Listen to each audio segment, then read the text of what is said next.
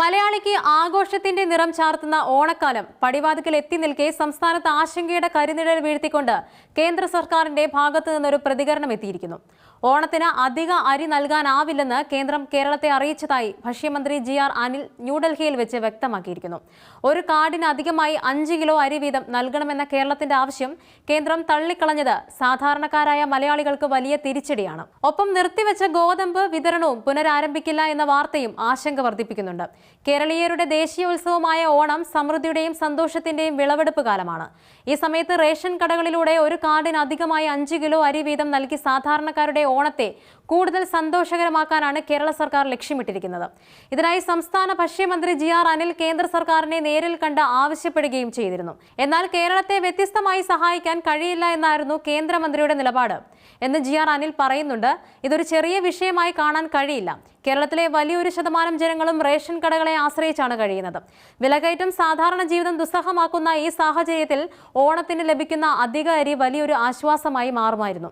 കേന്ദ്രത്തിന്റെ ഈ നിലപാട് കേരളത്തോടുള്ള അവഗണനയായി പലരും ഇതിനെ വിലയിരുത്തുന്നുണ്ട്.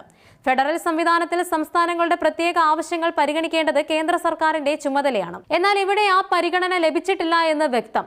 അരിയുടെ കാര്യത്തിൽ മാത്രമല്ല, ഗോതമ്പിന്റെ കാര്യത്തിലും കേരളത്തിന് നിരാശയാണ് ഫലം. നിർത്തിവെച്ച ഗോതമ്പ് വിതരണം പുനരാരംഭിക്കില്ലെന്നും കേന്ദ്രം അറിയിച്ചതായി മന്ത്രി ജി.ആർ. അനിൽ വ്യക്തമാക്കി. അരിയെപ്പോലെ തന്നെ ഗോതമ്പും കേരളത്തിലെ ജനങ്ങളുടെ ദൈനംദിന ഭക്ഷണത്തിന്റെ ഒരു പ്രധാന ഭാഗമാണ്. ഗോതമ്പ് ലഭ്യമല്ലാത്തത് പല കുടുംബങ്ങൾക്കും വലിയ ബുദ്ധിമുട്ടുണ്ടാക്കും. കേന്ദ്ര സർക്കാർ ഗോതമ്പ് കയറ്റുമതി നിരോധിക്കുകയും ആഭ്യന്തര വിപണിയിൽ വില പിടിച്ചു നിർത്താൻ ശ്രമിക്കുകയും ചെയ്യുന്ന സാഹചര്യത്തിലാണ് ഈ തീരുമാനം. എന്നാൽ കേരളത്തിന്റെ പ്രത്യേക സാഹചര്യങ്ങൾ കണക്കിലെടുത്ത് കുറഞ്ഞ അളവെങ്കിലും ഗോതമ്പ് വിതരണം പുനരാരംഭിക്കാൻ കേന്ദ്രം തയ്യാറാകുമെന്നാണ് സംസ്ഥാന സർക്കാർ പ്രതീക്ഷിച്ചിരുന്നത്. ആ പ്രതീക്ഷയും ഇപ്പോൾ അസ്തമിച്ചിരിക്കുന്നു. അരിയുടെയും ഗോതമ്പിന്റെയും കാര്യത്തിൽ നിരാശപ്പെടുത്തിയ കേന്ദ്രം മണ്ണെണ്ണയുടെ കാര്യത്തിൽ ഒരു ശുഭവാർത്ത നൽകിയിട്ടുണ്ട്. വിതരണം തടസ്സപ്പെട്ട മണ്ണെണ്ണ ഉടൻ വിട്ടുകിട്ടുമെന്ന് കേന്ദ്രം അറിയിച്ചതായി മന്ത്രി ജി.ആർ. അനിൽ പറഞ്ഞു.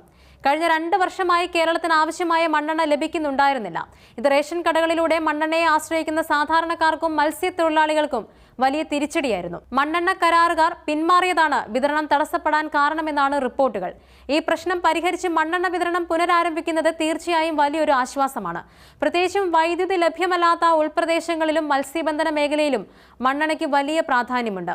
എന്നാൽ ഈ ആശ്വാസം അരിയുടെയും ഗോതമ്പിന്റെയും ലഭ്യതയില്ലായ്മ സൃഷ്ടിച്ച ആശങ്കയെ പൂർണ്ണമായും ഇല്ലാതാക്കുന്നില്ല.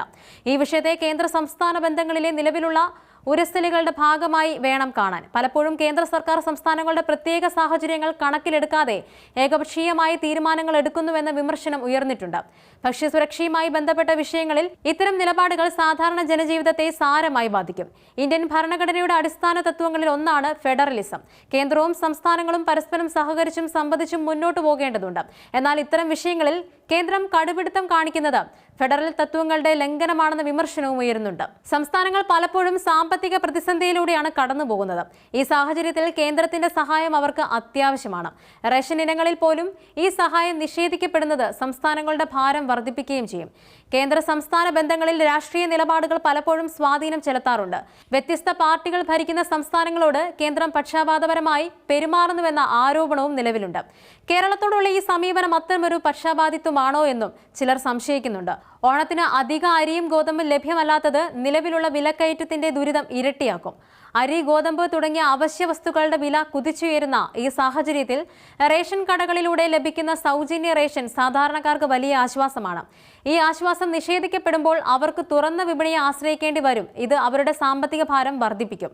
ഓണം പോലുള്ള ആഘോഷവേളകളിൽ സാധാരണയായി വിപണിയിൽ വിലവർധനം ഉണ്ടാകാറുണ്ട്. ഈ സാഹചര്യത്തിൽ സർക്കാരിന്റെ ഭാഗത്തു നിന്ന് ലഭിക്കേണ്ട പിന്തുണ ഇല്ലാതാകുന്നത് ജനങ്ങൾക്ക് വലിയ പ്രയാസമുണ്ടാക്കും. കേന്ദ്രത്തിന്റെ ഈ നിലപാടിനെതിരെ സംസ്ഥാന സർക്കാർ എന്ത് നടപടികളാണ് സ്വീകരിക്കാൻ പോകുന്നത് എന്നത് ഉറ്റുനോക്കേണ്ട വിഷയമാണ്. ഓണത്തിന് റേഷൻ കടകളിലൂടെ അരി ലഭ്യമല്ലെങ്കിൽ മറ്റ് ബദൽ മാർഗങ്ങൾ സംസ്ഥാന സർക്കാർ കണ്ടെത്തേണ്ടി വരും. സപ്ലൈകോ വഴി കൂടുതൽ സാധനങ്ങൾ വിതരണം ചെയ്യുകയോ പൊതുവിപണിയിലെ വില നിയന്ത്രിക്കാനുള്ള നടപടികൾ സ്വീകരിക്കുകയോ ചെയ്യേണ്ടി വരും. ഇത് സംസ്ഥാന ഖജനാവിലേക്ക് വലിയ അധിക ബാധ്യത വരുത്തും. ഓണത്തിന് അധിക അരിയും ഗോതമ്പും നൽകില്ലെന്ന കേന്ദ്രത്തിന്റെ തീരുമാനം കേരളത്തിലെ സാധാരണക്കാർക്ക് വലിയ നിരാശയാണ് നൽകിയിരിക്കുന്നത്. മണ്ണെണ്ണ ലഭ്യത ഒരു ആശ്വാസമാണെങ്കിലും പ്രധാന ഭക്ഷ്യവസ്തുക്കളുടെ കാര്യത്തിലെ ഈ നിലപാട് ചോദ്യം ചെയ്യപ്പെടേണ്ടതുണ്ട്. ഫെഡറൽ തത്വങ്ങൾ ഉയർത്തിപ്പിടിച്ചും ജനങ്ങളുടെ ഭക്ഷ്യസുരക്ഷ ഉറപ്പാക്കിയും കേന്ദ്രവും സംസ്ഥാനവും ഒരുമിച്ച് മുന്നോട്ടു പോകേണ്ടതിന്റെ പ്രാധാന്യം ഈ സംഭവം അടിവരയിടുന്നുണ്ട്. വരും ദിവസങ്ങളിൽ ഈ വിഷയങ്ങളിൽ കൂടുതൽ ചർച്ചകളും രാഷ്ട്രീയ പ്രതികരണങ്ങളും ഉണ്ടാകുമെന്നത് തീർച്ചയാണ്. കാത്തിരുന്ന് കാണാം കേന്ദ്രം ഈ വിഷയത്തിൽ നിലപാട് മാറ്റുമോ എന്ന്.